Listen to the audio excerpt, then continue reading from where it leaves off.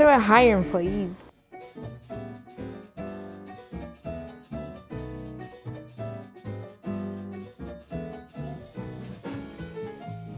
How do I fire employees?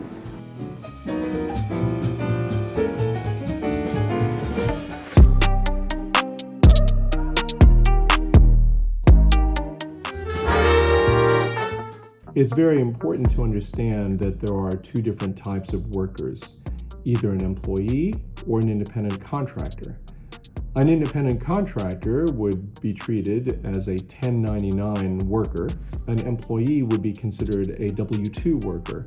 W-2 meaning the designation of the tax form that they get at the end of the year to articulate the amount that they earn for that year. The amount of control that an employer has over that worker, whether they are an employee or an independent contractor, is determined usually by their status, either as an employee or an independent contractor. Now, the Internal Revenue Service, or IRS, has very specific definitions, or at least general guidelines, as to what defines or distinguishes between an independent contractor or an employee. Generally, an individual is an independent contractor if the payer or employer has the right to control or direct only the result of the work and not what will be done or how it will be done.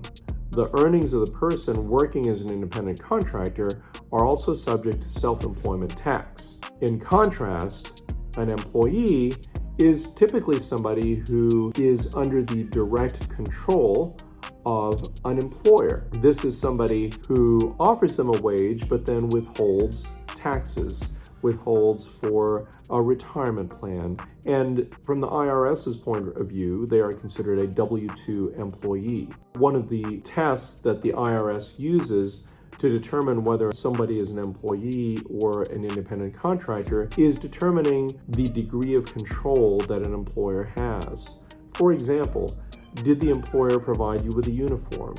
Did the employer provide you with a laptop, a cell phone, a vehicle to be able to do your work? Is the employer controlling your schedule? If the answer is yes to all these questions, then chances are you are an employee. Let's talk about, how do I hire an independent contractor? Typically, you need to provide a W-9 form in order to get that person's either tax ID number or social security number. Many times you'll want a resume to verify that person's qualifications. When you make an offer to anyone, that creates an implied contract. In some cases, like in the state of Texas, a verbal contract is just as enforceable as a written contract, so you need to make sure you are cognizant of what you verbally offer someone, because in some states, that can be enforceable with sufficient evidence. Most often, it's best to have a written contract showing the details of the agreement between you and the independent contractor. So how would you hire an employee? First, you need to provide a W-9 form so that you can obtain their EIN or employer identification number or a social security number.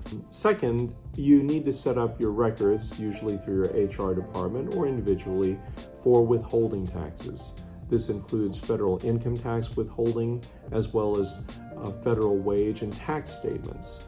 You also need to make sure that you made provisions for withholding for state taxes. Many states have state withholding forms, and you'll want to go to the state filing office or the Secretary of State to find out what the forms are for your specific state. Next, you want to define or clearly articulate what the role is that you're hiring for. It is very important that you give your employee distinct instructions on how they perform their tasks, what your expectations are, when you expect them there, things that describe the nature of the work that they're being hired for. What is a proper way to fire an employee? Well, the first thing a good employer should know is whether or not their company has an employee handbook. It's very important to know whether or not you have an employee handbook or policies and procedures, because what's worse than not having a policy and procedure handbook is having one but not following the guidelines in that handbook. Many employee handbooks or policy and procedure handbooks will contain things like a company philosophy, conditions of employment, company policies and procedures, compensation and benefits. The next thing you need to do is review their past performance reviews and feedback. If you don't have any performance reviews, you need to make sure as an employer that you've at least documented some of the performance reviews, or at least documented that you've given that individual feedback or had an opportunity to inform them of some type of work-related issue that is leading to the termination. You also specifically need to document any kind of official warnings, any violations in company policy, anything that would substantiate your terminating that employee.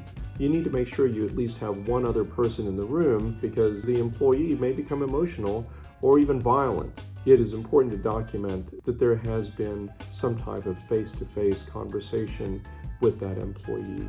Try to make the exit interview short and simple, be clear and concise, and make sure that that employee understands that this termination is final. One of the worst things you can do is terminate in a half-baked manner and leave the employee unsure as to whether or not they were terminated. Next, you need to make sure you collect any work-related items. This includes security badges, keys, card keys, laptops, credit cards, cell phones, tablets, mobile devices, any other kind of miscellaneous office equipment. Make sure that that individual is also escorted out of the building on civil terms. My name is Dr. Raymond King. I'm an attorney as well as a physician. I am a corporate lawyer in practice, and I form many corporate entities that hire and fire employees or independent contractors on a routine basis.